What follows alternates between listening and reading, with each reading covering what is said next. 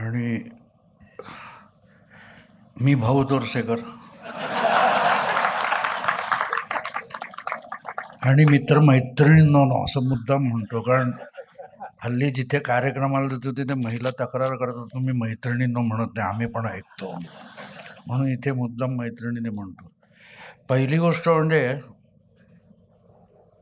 आपण इतिहास आणि वर्तमान पण बदललेलं आहे, कारण आजकाल सगळीकडे टी व्हीवर कुठच्या खुर्च्या रिकाम्या होते दाखवतात.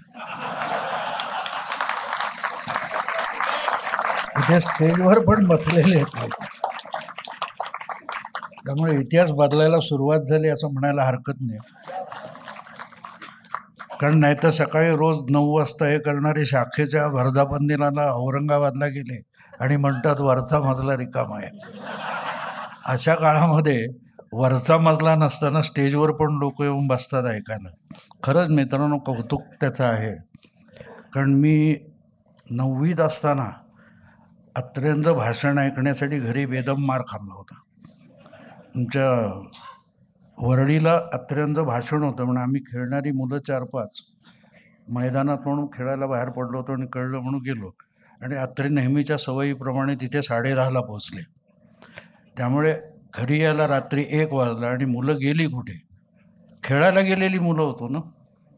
तर घरी पोचलो 1-1.5 वाजता, जेव्हा सगळ्याच चौघांना बेदम मार खायची वेळ आली. पण भाषणासाठी मार खाल्लेला आहे, व्याख्यानासाठी मार खाल्ला नाही. आणि आज अनेक ठिकाणी व्याख्यानाला जातो, तिथे एक असं ऐकायला मिळतं की गर्दी जमत नाही हल्ली. मी त्यांना नेहमी सांगतो की तुम्ही कंटाळवाणं कसं बोलता येईल हे प्रयत्नपूर्वक बोलणारे वक्ते आणता, तर आज 25 आले तर पुढच्या वेळेला 5 येत नाहीत. आणि त्याचं कारण आहे मित्रांनो, म्हणजे माझाच एक अनुभव तुम्हाला जुना सांगतो, अगदी जुना म्हणजे 78 सालचा आहे. माझा एक विलास विचारे म्हणून मुलगा मित्र माझा, समाजवादी होता तो, आणि विराटजवळ नालासोपाऱ्याला बॅरिस्टर नाथपै व्याख्यानमाला चालवत होता. आणि मला म्हणाला भाऊ जरा बॅलन्स भाषण कर येशील तर. म्हटलं का रे? नाही म्हणाला 2 वर्षापूर्वी हमीद दलवाईला बोलवलं होतं आणि गावातले सगळे मुसलमान आमच्या विरुद्ध झाले. मग गेल्या वर्षी म्हणाला कुमार सप्तर्षीला आणलं आणि हिंदू सगळे विरुद्ध झाले. तर तू निदान कोण विरुद्ध होणार नाही एवढं बघ. आणि मित्रांनो गंमत, सगळे पुरोगामी होते तिथे. नाथपै हाच विषय होता आणि मी नाथपैंचं एकही भाषण ऐकलेलं नव्हतं. गंमत अशी झाली, हां अच्छा जवळ, हॅलो आता येतोय? हां ठीक आहे. तर माझ्या आधी भाऊ पंडित म्हणून होते, ज्याने 3 वर्ष नाथपैंचं सेक्रेटरी म्हणून काम केलेलं होतं. त्यांचं आधी माझ्या आधी इंट्रोडक्शनसारखं होतं आणि मी सारखा घड्याळाकडे बघत होतो, कारण विरारून सुटणारी गाडी शेवटची पकडायची होती. तर मी थोडासा वैतागलेला होतो. आणि जेव्हा माझी वेळ आली तेव्हा मी त्यांना म्हणालो भाऊ पंडितांनी फार चांगलं भाषण केलं, पण मला आश्चर्य वाटलं की हे नाथपैंना ओळखतात की नाही. ह्याचं कारण म्हटलं ते नाथपै यांच्या आठवणी सांगत होते. आणि आठवणी त्यांच्या सांगतात जे दिवंगत झाले, मरण पावले. म्हटलं नाथपै मरू शकत नाही, नाथपै हा विचार होता, टाळ्या. त्यानंतर पुढे मला पाहिजे तच बोललो, फक्त ते नाथपैंचं होतं म्हणून सांगितलं, कारण समोर बसलेल्या कोणाला नाथपै माहितीच नव्हतं. सांगायची गंमत अशी असते मित्रांनो की शेवटी ऐकायला जमलेली माणसं आहेत ना, त्यांना कंटाळा येता कामा नये याची काळजी घ्यायची. नाहीतर काय होतं माहिती आहे का, आपण सांगतो ते मुद्दे खूप चांगले असतात, पण ते अनेकदा समोरच्यांना पचतात की नाही हे पण बघावं लागतं, आणि ते फार महत्त्वाचं असतं. इतिहास हा माझा विषय नाही आहे खरं तर, पण मला जे काही इतिहासाबद्दल वाटतं आणि ह्या दोघांनी जे काय अतिशय गंभीरपणे मांडलेला भाग आहे, मित्रांनो, मी नेहमी मानतो की इतिहासाच्या भूमीवर वर्तमान उभं असतं. इतिहास ही जमीन आहे ज्याच्यावर वर्तमान उभं असतं, आणि ते जर भक्कम असेल तर तुम्ही उडी मारायची, जंप घ्यायची, तेव्हा खाली वागता आणि त्या जमिनीवर पाय रोवून उडी घेता. त्यामुळे इतिहास भक्कम असला तर वर्तमानाचे पाय त्याच्यावरून भविष्याकडे झेप घेऊ शकतात. आपण जेव्हा 70 वर्ष म्हणतो, 70 वर्ष म्हणतो ना, त्याच्यात अडचण ही झाली की जमीन दलदलीची करून ठेवली. इतिहासाचा जो चुथडा आणि दलदल करून टाकली, त्यामुळे त्यावर पाय रोवून उभं राहता येत नव्हतं. म्हणून हा देश स्वतंत्र होऊन सुद्धा 70 वर्षात झेप घेऊ शकला नाही. आणि म्हणून ते पुनर्लेखन का आवश्यक आहे? ती जमीन अधिक कणक, टणक आणि भक्कम व्हायला पाहिजे. तुम्ही एक साधा बघा, मी यांच्या इतकं भारतीय इतिहासाचा अभ्यास केलेला नाही, पण एक साधारण तुम्ही बघा की मक्का मदिनामध्ये इस्लाम सुरू झाला आणि मोहम्मदाच्या मृत्यूनंतर 50 वर्षात व्हिएन्नापर्यंत जाऊन पोचला. अख्खा आफ्रिका अर्धा कव्हर केला आणि सिंधपर्यंत येऊन थडकल्या इस्लामी फौजा. पहिल्या 50 वर्षाच्या मोहम्मदाच्या मृत्यूनंतर. पण सिंध इस्लामीकरण करेपर्यंत 700 वर्ष गेली. आणि इथे तुम्हाला कळेल की भारत कुठे आहे. हे जे तुम्ही भगवीकरण म्हणाली ना शेवट, तर भगवीकरण नाही हो, इथे रिलिजन, तुम्ही तो विचारला शब्द तो उच्चारला नाहीत. रिलिजन हा शब्द आपल्याला लागू होत नाही. We are not religion. Religion is a organisation. आम्ही हिंदू आहोत, हा देश हिंदू आहे, तो रिलिजन नाही आहे. माझा प्रत्येकाचा धर्म माझा आहे आणि त्यामुळे एकेकाला कन्व्हर्ट करावं लागतं. एकेकाला कन्व्हर्ट करावं लागतं. जिथे राजधर्म होता त्यांना कन्व्हर्ट करणं सोपं होतं. राजाचा धर्म खालच्यांचा धर्म झाला. आमच्याकडे ते शक्य नव्हतं. राजाचा असेल तो असेल, माझा धर्म वेगळा होता. आणि म्हणून हा जो खंडप्राय देश आपण म्हणतो, तिथे प्रत्येकाचा धर्म स्वतंत्र आहे आणि तीच त्याची ताकद आहे. तीच त्याची ताकद आहे. म्हणून आम्हाला कोणी प्रेषित लागला नाही. हिंदू हा एक जगातला धर्म आहे की ज्याला प्रेषित नाही, त्याचा प्रमाण ग्रंथ नाही. आणि मग तुम्ही ज्याला मायथॉलॉजी, पुराण म्हणता, तो मी इतिहास मानतो. मला पुराण कथा, भाकड कथा म्हणतात त्या फार आवडतात. माझ्या आईजीने सांगितलेली एक गोष्ट सांगतो, फार सुंदर गोष्ट आहे. ती म्हणाली, एकदा हे ब्रह्मा विष्णू महेशचे जग चालवतात ना, विश्व चालवतात कोण? ब्रह्मा विष्णू महेश. ते म्हणे कंटाळे, रोज आम्ही किती राहायचं, मरू दे, काय व्हायचं ते होईल. ते संपावर गेले. माझ्या आजीने सांगितलेली गोष्ट आहे.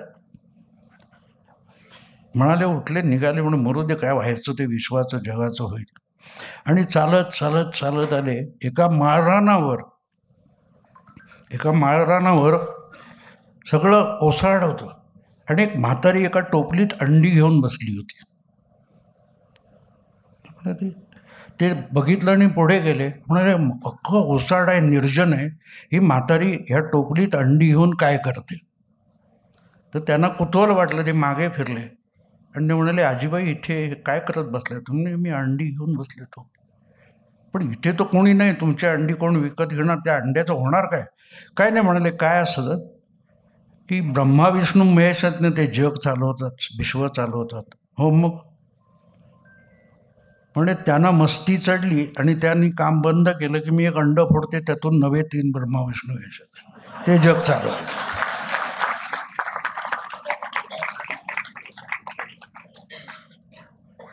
तर ते म्हणाले की तू कोण आहेस? ते म्हणाले, मी आधी माया आहे.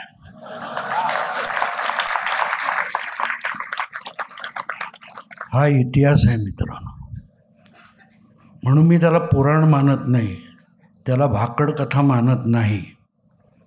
या देशाला काळानुसार योग्य नेता मिळाला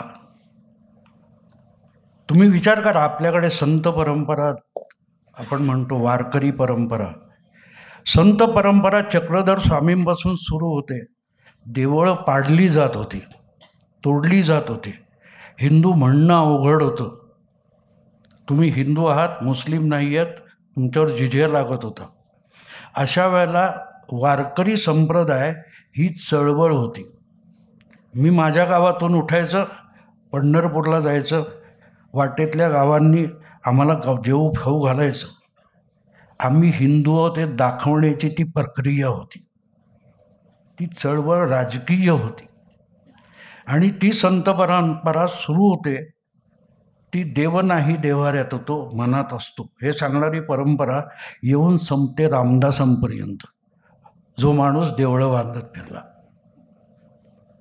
रामदास देवळं बांधत फिरले, कारण देवळं वाचवणारी तलवार शिवाजी महाराजांच्या रूपाने अस्तित्वात आली होती. चळवळ त्याला म्हणतात की प्रतिकूल घटनाक्रम असतो त्या काळात आपलं अस्तित्व टिकवून ठेवणं. आपण बघतो ना, आपण ज्याला फर्स्ट एड म्हणतो, प्रथमोपचार म्हणतो. ॲक्सिडेंट झाला आहे, त्या जखमी झालेल्याला वाचवायचं आहे. आपण डॉक्टर नसतो, पण जमेल ते करतो. त्याला डॉक्टर मिळेपर्यंत जगवायचा प्रयत्न करतो. ते तुम्हाला त्या सगळ्या वारकरी संप्रदायाच्या हालचालींमध्ये दिसेल. आपण हे समजावण्याचा प्रयत्न केला की नाही, आमचे बुद्धिमंत म्हणणार काय ते वारकरी आणि ते टाळकुटेपणा, त्याच्यात सगळा इतिहास बिघडला. अरे नाही, तेव्हा प्रथमोपचार जगवणं आवश्यक होतं. ती ओळख, ती अस्मिता टिकवणं आवश्यक होतं. ज्या वेळेला त्याच्या हातात तलवार आली तेव्हा ती मंदिरं बांधत फिरले. कोण? रामदास स्वामी. ते पण त्या संत परंपरेतला मोठा शेवटचा संत आहे, ज्याला आपण त्या परंपरेतला म्हणतो. पण तो देवळं बांधत फिरला. सुरुवात झाली देव नाही देवाऱ्याचं. हे जर तुम्ही बघता तुम्हाला कळेल, तुम्ही इनहेरंट आहात. तो इक्बाल पण काय ते लिहून गेला ना, सारे जहां से अच्छामध्ये तो काय म्हणतो, कुछ बात है कि हस्ती मिटती नहीं हमारी. म्हणजे इजिप्त संस्कृती संपली, चीनची संस्कृती संपली, एक एक संस्कृती, ग्रीक रोमन संस्कृती संपल्या, आम्ही टिकलोय. हस्ती मिटती नहीं हमारी, कुछ बात है. आणि ती बात आहे ना जी, तो आपला इतिहास आहे. प्रतिकूल परिस्थिती येतील. मला अनेक जण प्रश्न, मी राजकीय विश्लेषक आहे, मला विचारतात ठीक आहे मोदींचं आहे, पुढे काय? म्हटलं मोदीच परिस्थितीने निर्माण केलं, मोदी संघाने नाही निर्माण केला, मोदी परिस्थितीने निर्माण केला. हा, आचरेकरांकडे 700-800 पोरं शिकली, सचिन तेंडुलकर मैदानात गेल्यावर झाला. 700-800 पोरं सचिन तेंडुलकर झाली नाही क्रिकेट शिकून. तसं मोदी हा परिस्थितीने निर्माण केला. मी नेहमी गमतीने सांगतो की मोदी संघाने ट्रेंड केला, शिक्षण दिलं, पण ज्यावेळेला तो मैदानात आला खेळायला त्यावेळेला त्याला चारी बाजूनं छळणारे पुढे आले. आणि हे सगळे बुद्धिमंत जे त्याला, मी नेहमी गमतीशीर असं तसं मी त्या माझे वाद होतात तेव्हा मी या सगळ्या पुरोगामी मित्रांना विचारतो, अरे तुम्ही रोज मोदीला नापास करता, त्यांनी तुमच्या शाळेत ॲडमिशनच घेतलेली नाही. He is a failure. अरे पण तुम्ही नापास करायला तो तुमच्या परीक्षेला बसलाय का?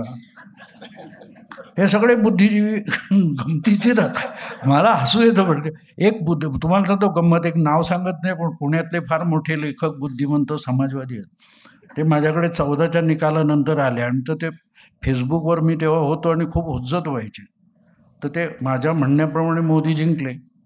ते म्हणाले तुमचं ठीक आहे, एकदा खरं ठरलं, पण मोदींनी फार अपेक्षा वाढवल्यात, ह्या 5 वर्षात त्या पूर्ण होणार नाहीत, 5 वर्षानंतर मोदीचं काय. मी त्यांना म्हटलं 5 वर्ष सोडा, आपण आजचं बोलू. तुम्ही मोदीला मत दिलं? तर म्हणा मी कशाला देईन म्हणे, मी मोदीचा विरोधक आहे. म्हटलं एक्झॅक्टली, ज्यांनी मोदीला मत दिलं नाही त्यांच्या अपेक्षा आहेत. हे लोक स्वतःलाच जनता समजतात. मोदींनी तुम्हाला राजदीप सरदेसाई सांगतो ना भाजपच्या प्रवक्त्याला, तुम्हाला ह्यासाठी मतं दिली नाहीत. अरे गधड्यात तू सांगत होता मत देणारच नाही, आणि दिल्यानंतर हा सांगतो कशाला मतं दिली. हा विनोद असतो मित्रांनो, आणि आपण हे रोज ऐकतो. याचं कारण या लोकांचा एक मार्केटिंग आहे. नॅरेटिव्ह हा मार्केटिंगचा भाग असतो. तुम्हाला सांगतो की कोणती अरुंधती रॉय, तिला ते काय ते कुठचं ते बुकर काय असतं ते द्यायचं, मग तिचे सगळे डिम वाजवून घ्यायचे. मग तुम्हाला अरे, आणि मग ते टी व्हीवर तिला बोलवणार. तेवढं आपल्याकडे आज मान्यवर आलेले आहेत. हे कोणी मान्यवर? आज इथे मला एक चांगलं वाटलं, माझी ओळख करून दिली नाही. नाही तर नेहमी ओळख करून देतात ना, तेव्हा आपल्याला नव्याने आपण सापडत असतो. कारण आपल्याला माहीत नसतं. अगदी टी व्हीवर पण तुम्ही बघा, तो अँकर त्यांना सांगतो यू आर अमुक तमुक, यू आर तमुक तमुक. अरे त्याला माहीत नाही का तो कोण आहे? आणि मग ऐकत पण नाही. तुम्हाला गंमत सांगतो, 2014च्या निवडणुका होत्या, आणि त्यावेळेला ते काय मला वाटतं कुंभमेळा होता की काय, मग धर्म अधिवेशन संस्था काहीतरी होतं. अशोक सिंगलना त्या इंडिया टुडेच्या राहुल कंवलने एक प्रश्न विचारला कि मोदी वाजपेयी बनेंगे क्या? ते म्हणाले नाही, बिलकुल नाही बनेंगे, वो नेहरू बनेंगे. तर त्याच्याही डोक्यात काही शिरलं नाही, माझ्याही शिरलं असं नाही म्हणणार मी, पण माझं खोड असते की काहीतरी विचित्र ऐकलं की माझ्या डोक्यात ते चालू राहतं. त्यांनी असं सांगितलं की वाजपेयी तुमच्यासारख्या पुरोगामी बुद्धिजीवींना आवडणारे नेते आहेत, तेव्हा मोदी तुम्हाला आवडणारा नेता बनणार नाही. सांगण्याचा हेतू समजून घ्यायचा असतो. आणि ते नेहरू असतील म्हणजे काय, तर नेहरू मतं आणायचे, पक्षाला जिंकून द्यायचे. हा जो फरक असतो ना, हा समजून घ्यायची तयारी असली पाहिजे. पण राहुल कंवरला ते काय समजून घेणं आवश्यक वाटलं नाही, तो भाग वेगळा आहे. पण सांगण्याचा हेतू असता की हा सगळा जो आपण बघतो इतिहास ना, तो तुमच्या माथी मारला जात असतो. तुमच्यासमोर भाऊ सांगायचं ज्येष्ठ पत्रकार, मी बेकार आहे सांगायचं नसतं ना, किंवा हे अमुक तमुकचे संपादक आहे हे सांगायचं नाही. म्हणून मी नेहमी सांगतो की 95 साली महाराष्ट्रात शिवसेना भाजप युतीचं सरकार आलं. 2004 वाजपेयींचं सरकार जाऊन UPA सरकार आलं. या दरम्यानच्या 10 वर्षामध्ये तुम्ही काढून बघा, काँग्रेसचे ज्येष्ठ नेते शरद पवार 2004 ते कृषी मंत्री झाले. मग त्यांना कोणी ज्येष्ठ नेता म्हणत नव्हतं. तेव्हा ज्येष्ठ पत्रकार, ज्येष्ठ विश्लेषक म्हणजे काय, हा बेकार आहे हे सांगायचं नसतं. तर नॅरेटिव्ह तुमच्यासमोर कसे शब्द गोलमाल करून कसे आणले जातात, इतिहास पण तसाच असतो. आता कालची गोष्ट आहे, मी रात्री उशिरा बघत होतो, तो टाइम्स नावचा सर्वे आला होता, तर त्याच्यावरचं डिस्कशन ऐकत होतो. तो तेव्हा सेफॉलॉजिस्टला, तो कोण होता, एक आशुतोष म्हणून कोणते, तो विचारत होता की असं कसं म्हणे, मग तुम्ही महाराष्ट्रात 38 जागा दाखवताय, महायुतीला 38 जागा. मग म्हणाला त्या सिंपथीचं काय झालं? उद्धव ठाकरेंना सिंपती, पवारांना सिंपती, पक्ष फोडले. ते म्हणाले आम्हाला ग्राउंडवर कुठे सिंपती दिसली नाही.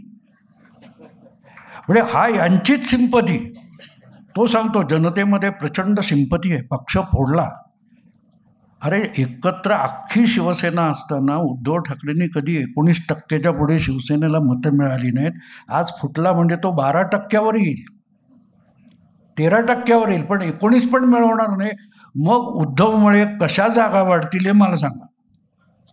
पण हे रोज बोलून बोलून आपल्याला काय होतं ते लक्षात राहत नाही. आपणही बोलायला लागतो, तसं आपणही बोलायला लागतो. तुम्ही म्हणालात नाही इतिहासाचं डिस्टॉर्शन आहे, तसं झालं. आपल्याला पटो न पटो, तुम्हाला सांगतो ना, इथे बसलेले माझ्या वयाचे अर्धे अधिक लोक आहेत, यांना अनेक सिनेमाची गाणी पाठ असतील, त्यांनी पाठ नाही केलेली.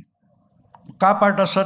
सगळीकडून ते आवाज येत असतात ना, तर तुमच्या नकळत तुमच्या मेंदूत जाऊन बसतात. घरात आपण झुरळं आणि बोलवत नाही, उंदीर बोलवत नाही, मच्छर बोलवत नाही, ते येतात. आणि मग त्यांना बाहेर कसं काढायची आपल्याला चिंता असते. तशा या गोष्टी नॅरेटिव्ह ज्याला म्हणतात, ते तुमच्या नकळत तुमच्या मेंदूत आणले जातात, पेश केले जातात. मग ती कोण अरुंधती रॉय असते. म्हणून मला मजेशीर गोष्ट सांगतो. 2019ला जेव्हा मी मोदी 300+ असा अंदाज व्यक्त करणारं पुस्तक लिहिलं होतं, ते जेव्हा खरं ठरलं तेव्हा मुंबई मिरर ह्या इंग्रजी दैनिकाच्या संपादक खात्याला मार्गदर्शन करायला मला बोलवलं. मी गेलो. पण मी सुरुवातीला त्या संपादक मिनल वगैरे होते, त्यांना सांगितलं, मैं आपको समझाऊंगा लेकिन स्टैम्प पेपर पर लिख के देता हूँ कि आपको कुछ समझेगा नहीं. त्या म्हणाल्या का? म्हटलं समजून घ्यायला पाटी कोरी पाहिजे ना. तुम्हाला समजून घ्यायचं नाही त्याला मी काय करणार? मी समजावू शकतो, पण तुम्हाला समजणं ही तुमची जबाबदारी आहे. आणि तुम्हाला असं कसं असेल, तर तिला आता परत गंमत अशी असते ना, बुद्धिजीवी असतो ना, त्याला समजावणं अवघड असतं, अडण्याला पटकन कळतं. तिला म्हटलं मी 99मध्ये पहिल्यांदा अमेरिकेला गेलो होतो, तिथून लॅपटॉप आणला होता. त्या लॅपटॉपची मेमरी होती 4 GB. आपण आलो आहे 2019मध्ये. आजचं एखादं ॲप कुठच्या तरी स्मार्टफोनवर लगेच डाउनलोड होतं, पण त्या लॅपटॉपवर होणार नाही. कारण 500पेक्षा अधिक GBचे स्मार्टफोन आलेत आणि त्याची किती होती? 4 GB. म्हणजे तुमचा प्रॉब्लेम तो आहे की तुमची सगळी बुद्धी अडकली आहे 99मध्ये आणि जग आलं आहे 2019मध्ये. तर बुद्धिजीवींचा जो प्रॉब्लेम आहे ना, ते अजूनही त्या इतिहासातून बाहेर पडत नाही. म्हणून तुम्ही सांगितलं जे आत्ता मागाशी बोलताना, इतिहास फार जुन्या इतिहासात जाऊ नका. रोज तुम्ही TV वर बघत असाल. अगदी आता उद्धव ठाकरे पण बोलायला लागलेत की स्वातंत्र्य चळवळीत संघाचं काय, संघ कुठे होता? अरे मग हेडगेवार कोण होते? हेडगेवार हे काँग्रेस सेवा दलाचे होते ना. पण तिथे ज्या वेळेला मुस्लिमांचं तुष्टीकरण चाललंय हे बघून चिडून ते बाहेर पडले आणि त्यांनी संघाची स्थापना केली आहे. मग संघाच्या स्थापनेपूर्वी हेडगेवार काय करत होते? ते स्वातंत्र्य चळवळीत नव्हते. पण इतकं बोललं, ह्याच्यावर भाजपचा प्रवक्ता ऑब्जेक्शन घेत नाही. तो हे सांगत नाही की हेडगेवार कुठे होते सांगा पहिल्यांदा. पण हॅमर केलं की कसं होतं बघा. संघाचा BJPचा प्रवक्ता पण त्या चॅनेलवरच्या चर्चेत सांगू शकत नाही की अमुक होतं.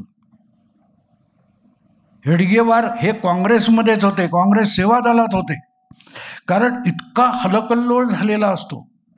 आणि हे लक्षात घ्या की इतिहास तुमचा पुसून टाकला. तुम्ही जे काय त्या आजच्या भाषेत सांगितलं तो कॉम्प्युटर नव्याने फॉर्मॅट करतात, म्हणजे आधीचं सगळं पुसून टाकतात. बरोबर आहे ना? इतिहास तुमचा डिस्टॉर्ट करणं किंवा क्लीन करणं याचा अर्थ कळला. अख्खं त्या कॉम्प्युटरमध्ये नवीन सॉफ्टवेअर घातलं जातं. त्या कॉम्प्युटरला काही आठवत नाही. आपण कॉम्प्युटराईज झालेले आहोत. आज जे काय आपण टेक्नॉलॉजी वगैरे म्हणतो ना, बघा त्या लेव्हलवर विचार करा. आणि एकदा ते संपलं. आणि हे जेव्हा मी बोलता बोललो होतो एकदा, कशावर मला बरीच मला वाटते 90 सालची गोष्ट आहे, कॉम्प्युटरविषयी नाही. पण आठवणी म्हणजे आपण कोण आहोत? भाऊ तोरसेकर म्हणजे कोण आहे? माझ्या 75-76 वर्ष जगलो त्याच्या आठवणी म्हणजे भाऊ तोरसेकर आहे. उद्या मला मेमरी लॉस झाला, मलाच मी आठवणार नाही.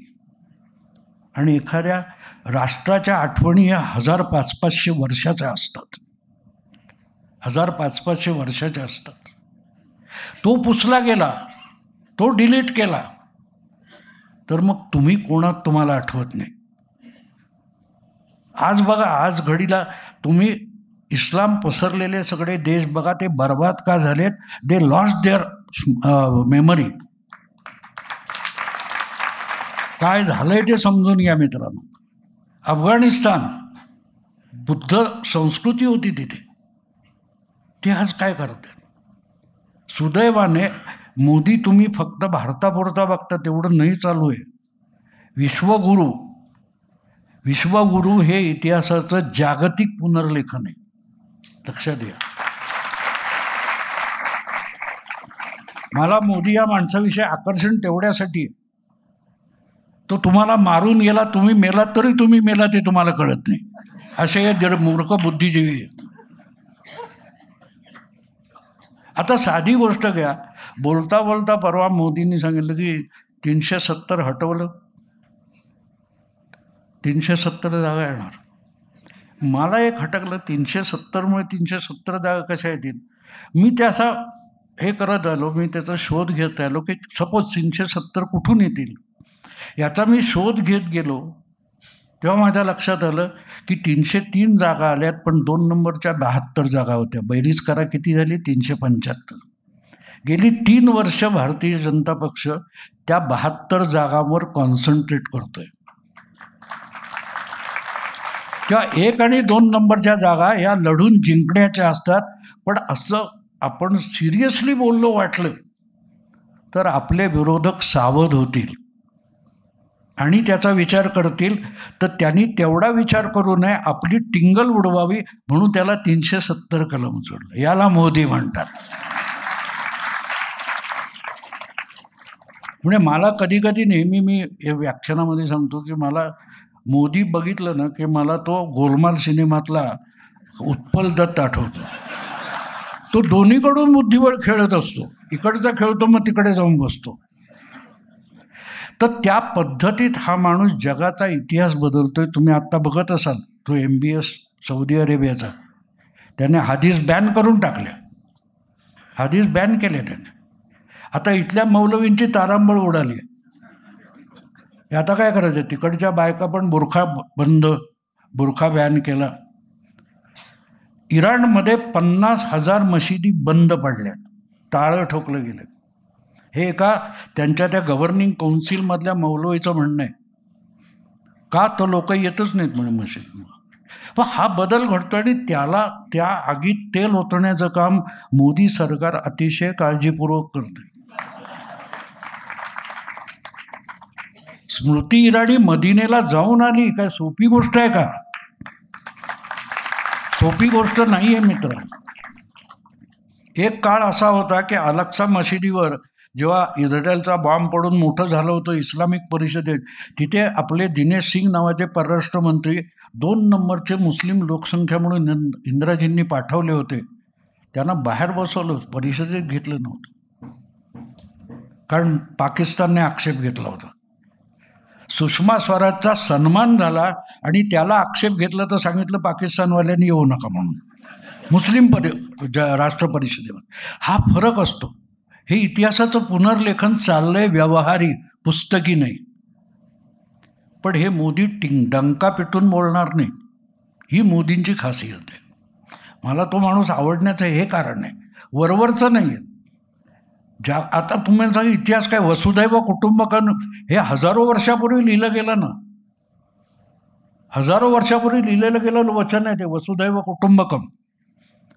तुम्ही काल परवा ग्लोबलायझेशन आणलो, तो आमचा इतिहास आहे. आणि तो जर इतिहास तुम्ही समजून घेतलात तर मग अवघड. म्हणजे आता जाता जाता एक आचार्य अत्रेंचा किस्सा सांगून थांबतो, बराच वेळ झाला मी बोलतोय. तर त्यावेळेला जांबुवंतराव झोटे म्हणून विदर्भातले एक नेते होते, ते फार लुडबुड करायचे, त्याचा अत्र्यांना राग यायचा. त्यांनी एकदा मुंबईत धारावीला कुठेतरी आंदोलन केलं आणि ते आले मराठ्याचं. मी नव्हतो तेव्हा, मी लहान होतो, पण आमचे सिनियर होते, त्यांनी सांगितलेला किस्सा आहे. तर म्हणाले मी साहेब तिकडे जाऊन असं केलं. वा वा वा, आचार्य ते म्हणजे नाटककार नाही, नाटकीसुद्धा होते. वा वा, कोण आहे? त्यांनी बेल वाजवली, पिऊन आला. अरे कोण आहे बाहेर? उपसंपादक घेऊन ये जरा. विश्वनाथ मोरे नावाचा तरुण मुलगा MA झालेला नव्याने जॉईन झाला होता. तर तो आधी घाबरून सात्र्यांसमोर उभं राहणं छोटी गोष्ट नव्हती. तो हे घ्या, चांगली 8 कॉलम हेडलाईन करा अशी. मग ते धोटे गेले, साहेब गेले. साहेब वरच त्या शिवशक्तीमध्ये राहायचे. 3-3:30ला ते जेवून विश्रांती घेऊन खाली उतरले. तर विश्वनाथ मोरे बिचारा नवा पोरगा, तो मान खाली गाऊन त्या काय होतं त्याच्यावरून बातमी करत होता. ते काय करताय म्हणा? नाही तुम्ही ते धोटेंची मूर्ख आहे तो, फेकून द्या, काही छापू नका. बोमला आता काय विश्वानंदीने गुंडाळून ठेवलं, पण ड्रॉवरमध्ये ठेवलं, काय लफडं व्हायला नको. 2-3 दिवस काहीच नाही आलं. मग धोटे परत आले. धोटे परत आल्यानंतर अत्रे म्हणावं काय साहेब ती काय म्हणता, कोण मूर्ख माणसं भरली तिथे, बेल वाजवली, व त्याला बोलव. विश्वनाथ मोरे आत गेल्या गेल्या, का हो तुम्हाला काय सांगितलं? तो विश्वनाथ सांग, बोल नका. तो खुलासा देतो, तो बोल नका, तुम्ही बोल नका. तो विचार जा उद्या करा बळा, गेला विश्वनाथ. तो विश्वनाथ नवखा होता. वसंत मोरे म्हणून सिरियल होते त्याचे. तो रात्री म्हणाला, मला दोन्हीकडून शिव्या खायला लागतो. म्हणून काय आला, मूर्ख आहेस तू. तुम्ही पण मूर्ख हो म्हणे. साहेबांसमोर जाताना कसं जायचं हे अक्कल पाहिजे म्हणून. तिसऱ्या दिवशी परत धोटे जेव्हा आले तेव्हा परत तेच सगळं नाटक झालं. विश्वनाथ मोरे आत गेला, केबिनचं दार ढकललं, हे काय तयार आहे, कंपोज केलेलं आहे, वा वा वा जा उद्या छापा म्हणून. तेवढे 2 दिवस जाहिराती होत्या म्हणून राहिलं नाही, उद्या छापा झालं. धोटे गेले. ते वसंत मोरेने त्यांना सांगितलं होतं कंपोजमध्ये जायचं, त्या गॅल्या प्रूफ असतात, कुठली उचल आणि जा, हे तयार आहे म्हणून सांगायचं. झालं. धोटे गेले. ते बरं बोललं, त्या नालायकाला बोलव पहिला, तुला सांगितलं होतं, तू लिहिलं का मुळात, कंपोज करून घेतलं, फेकून द्यायला सांगितलं. नाही नाही साहेब, ते वेगळं होतं, मी ते फक्त त्यांना दाखवायला. हवा हवा बसा बसा बसा बसा. आणि त्यांनी इंटरकॉमवर नाना वैद्य म्हणून आमचे कॅशियर होते, त्यानं ह्या मुलाला 100 रुपये बक्षीस द्या, कामाला लायक झाला. हा तुम्हाला किस्सा मी सांगितला, पण याचा आशय समजून घ्या मित्रांनो. ज्या वेळेला हे लोक बोलतात ना, त्यावेळेला त्या चॅनेलवर तुमच्या परिसंवादामध्ये 4 लोक तुम्हाला 4 बाजून ओरडून बोल नका, कळलं? कारण बोललं तर खरं बोलेल, लक्षात घ्या. त्यातला विनोद बघितला तुम्ही, पण त्याची दुसरी बाजू बघा, की त्यांनी सांगितलं ना, आम्ही हा परिसंवाद घ्यायला दुसऱ्या बाजूला बोलवलं, दुसरी बाजू येणार नाही, कारण त्यांना बॅलन्स चर्चा नको असते. आम्ही 4 लोक असू, तू एकटा राहा. गेल्या 10-15 वर्षातल्या टी व्हीवरच्या डिबेट तुम्ही बघितल्या, तो एक कोणतरी BJPचा आणायचा. मग ह्या नर्मदा आंदोलनाच्या नेत्या मेधा पाटकर आपल्याकडे आलेले आहेत, ज्येष्ठ पत्रकार निळू दामले आलेले आहेत, अमुक तमुक विचारवंत आलेले आहेत, ते लेखक आलेले आहेत, हे सगळे मूळचे राष्ट्रसेवा दलातले, आणि हा एकटाच संघवाला, कळलं? आणि मग ते जरा काय बोलला की 4 बाजून चाव करे, बोल नका. हा जो प्रकार असतो ना, तिथून तुम्हाला, आणि म्हणून सगळीकडून करायचं. पण तरीही मी सांगतो की नेहरूंनी एक प्रकारे संघावर, सावरकरवाद्यांवर उपकार केले, असं मी नेहमी सांगतो. यांना कुठलंही अनुदान, सावरकरांची पुस्तकं सावरकर प्रेमींनी, हिंदुत्व मानणाऱ्यांनी स्वतःच्या खिशातून पैसे काढून छापली, स्वतःच्या खिशातल्या पैशांनी लोकांनी विकत घेतली आणि वाचली. बाकी सरकारी पातळीवर सरकारी अनुदानाने छापली गेलेली गांधींची, आंबेडकरांची, नेहरूंची पुस्तकं सरकारी अनुदानावर छापली गेली, सरकारी अनुदानाने सरकारी लायब्रऱ्यांमध्ये विकत घेतली गेली, कपाटात पडू नयेत, कोणी वाचली नाही. वाचली गेली सावरकर, वाचले गेले गोळवलकर, हेडगेवार, हे सगळे तुम्ही जमलाय ना, ते त्यामुळे जमलाय.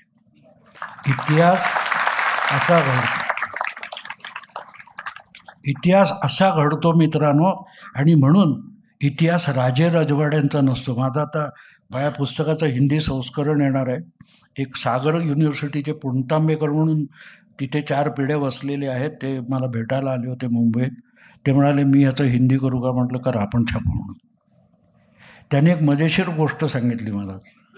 ते म्हणाले, आमच्या सागर युनिव्हर्सिटीमध्ये 13 इतिहासाचे प्राध्यापक आहेत, आणि तुमचे व्हिडिओ ऐकून मला काही गोष्टी माहिती झाल्या, म्हणून मी त्या 13ही जणांना विचारलं, इब्न खालदून कोण होता?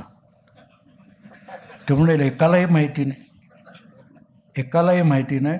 इब्न खालदून हा 14व्या शतकातला इतिहासकार होता, आणि ज्याने नव्या पद्धतीच्या इतिहासाच्या मांडणीला प्राधान्य दिलं, एक फॉर्मॅट निर्माण केला. आणि त्याची थिअरी आहे की इतिहास राजे रजवाडे घडवत नाहीत, राजे रजवाडे जनता घडवते, म्हणून जनतेचा इतिहास असतो. तेव्हा हा जो मी तुम्हाला सांगितला, सावरकर आणि हे आणि त्यावेळेला स्वातंत्र्योत्तर काळामध्ये नेहरूंना चॅलेंज वाटत होते ते समाजवादी आणि डावे कम्युनिस्ट. त्यामुळे त्यांना निकामी करायचे तर त्यांना आळशी आणि ऐदी बनवायचे. तर JNU काढून दिलं, साहित्य अकादमी काढून दिली, नाट्य अकादमी काढून झाली. त्यांना ऐश करायची सवय झाली. त्यांच्यातली झुंजार वृत्ती संपली. नेहरूंनी उपकार केले की संघाला आणि सावरकरवाद्यांना झुंजत ठेवले. त्याचे परिणाम आपण बघतोय. त्यातून नरेंद्र मोदी हे जोड फळ आपल्याला आलेलं आहे. आणि म्हणून मी म्हणेन की त्यातून आता तुम्ही लोक एवढे पुढे येऊन बोलताय, इतिहासाचं लेखन करणारे जोग आपल्याला 50 सापडतील, पण 50 कोटी आज असे आहेत की जे कृतीतून इतिहास लिहित आहेत, इतिहास घडवत आहेत. मोदी इतिहास लिहित नाहीत, इतिहास घडवतात.